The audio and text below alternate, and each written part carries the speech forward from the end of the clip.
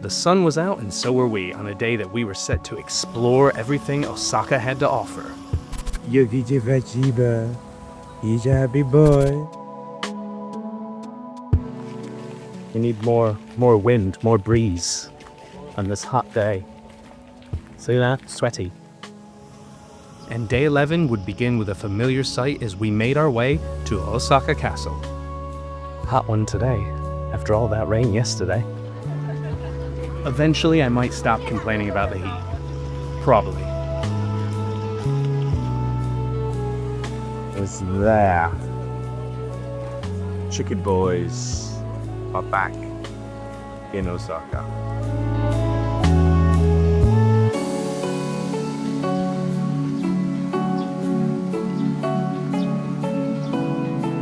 Osaka Castle and its surroundings were looking as breathtaking today as they did during my first visit to Japan back at the start of 2024. And it's hot. And you can't see the sweat patches, but they are there. They're back there, they're down there. Very exciting stuff. Alright, I think that's the last time I bring up the heat. For a little bit anyway. But back to this amazing castle. Without repeating too much info from the first time we came to this site, the construction of the castle dates back to 1583 and was originally envisioned to become the new center of a unified Japan under Toyotomi Hideyoshi. Yes. Having been rebuilt several times, the structure as it stands today is a major tourist destination, and the surrounding park welcomes over 2.5 million visitors per year. And on a day like today, you could easily see why.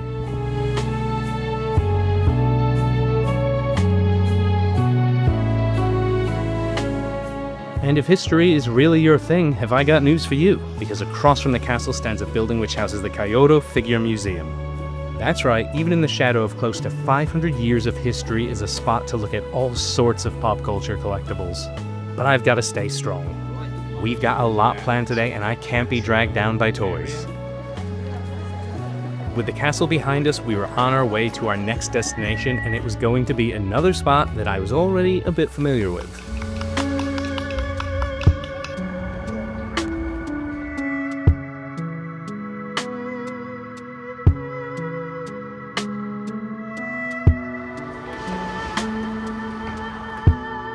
Short metro ride later and we were greeted by the Tsutenkaku in the Shinsaibashi district of Osaka.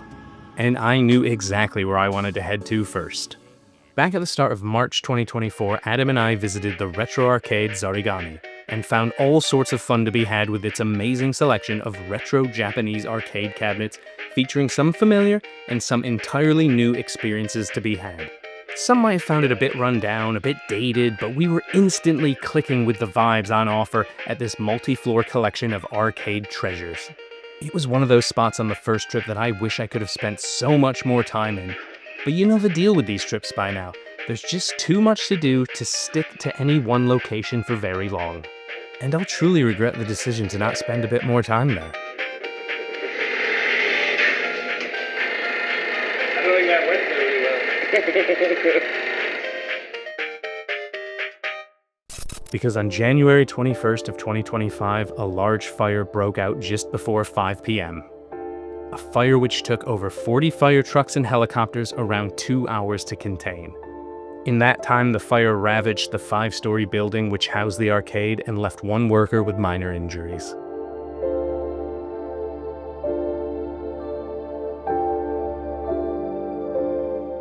And all that remains now is the charred reminder of what once was. Crazy. So sad. So thanks for the memories, Zarigani. Further on, Nichola and I headed to the Shinsaibashi district to explore and see what the area had to offer, which first and foremost were more amazing views of the Tsutenkaku. And the streets surrounding the iconic tower were filled with all sorts of amazing shops and eateries, each decked out with amazing signs, statues, and more, all meant to grab your gaze and invite you in.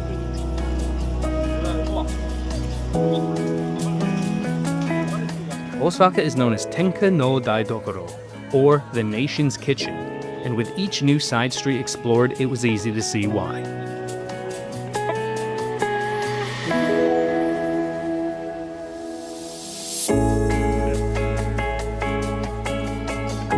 after a quick bite, I had some unfinished business to take care of because the last time I was in this area of Osaka, it proved to be too late in the evening to visit the Namba Yasaka Shrine. But today would finally be the day in which I got up close and personal with its famous lion-shaped stage. The original shrine is said to have been founded during the reign of Emperor Nintoku, sometime between 313 and 399 AD. But the current form is just a bit more modern, with its famous lion head being completed in 1975.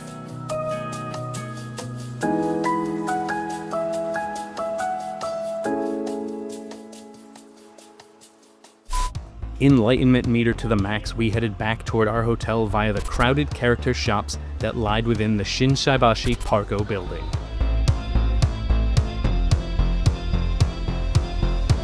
Another massive multi-floored collection of shops that could keep the most dedicated of consumers busy for days. This PARCO had all the usual suspects on its dedicated character floors. But look, I'm sure you already know what I'm on the hunt for. The Godzilla store Osaka was another spot I missed during my first trip to the city, and I wasn't gonna make that same mistake again.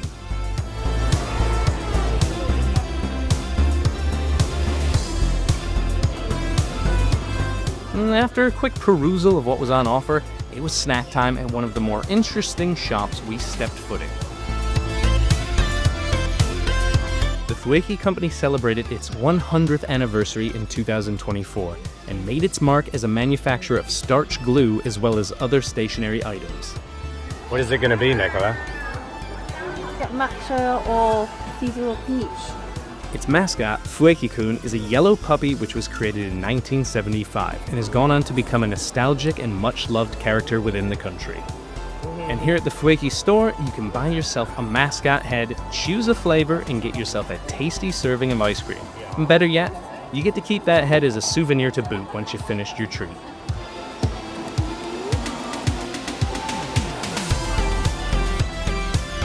Fueki-kun and his friends are all well and good, but there's another shop here featuring more nostalgic characters that I wanted to take a little pit stop in.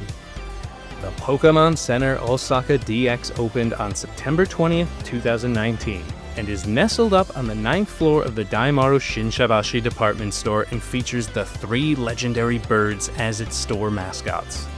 Fighting through the crowds within, there is all the standard fare you've come to expect from these Pokemon centers by now. Loads of plushes and seemingly every other item that they could stick a Pikachu on. And I'm not complaining. Actually, maybe just a bit about this Alolan and Doug trio. But this Pokemon Center had more than enough space to spread around as it took up a big chunk of the floor, and the legendary bird statues were also pretty impressive to see up close. All my OG Pokemon fans know.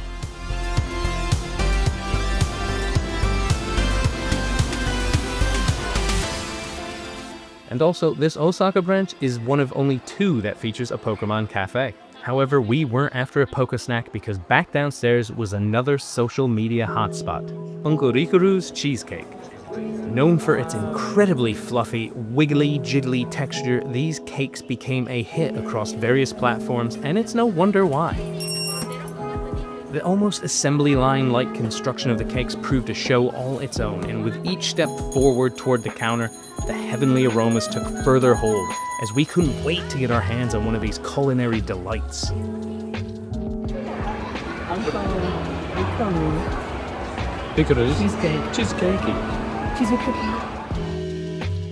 Nothing says high class quite like eating Japanese wibbly wobbly cheesecake in the hotel room with the Donkey Kong spoon because there's no other cutlery.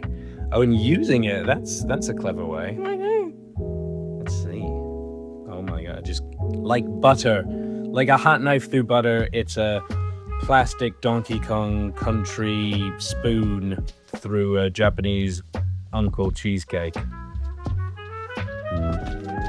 Boring. Well, it's literally so like. Is it the best cheesecake you've ever had?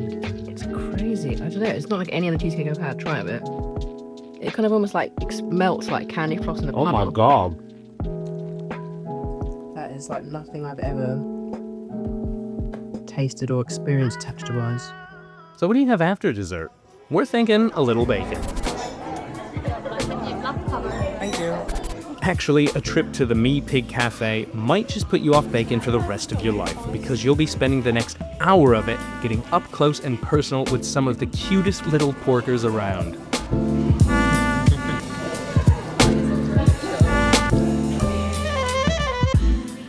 Where are you going? Where are you going? There's no space. There's no space at the inn. I can't handle it.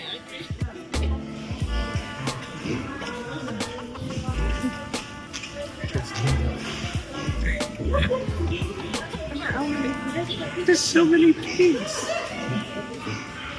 This one's just backed up. There are so many of these animal cafes, not only in Japan, but seemingly worldwide. From cats and dogs to pigs and capybaras.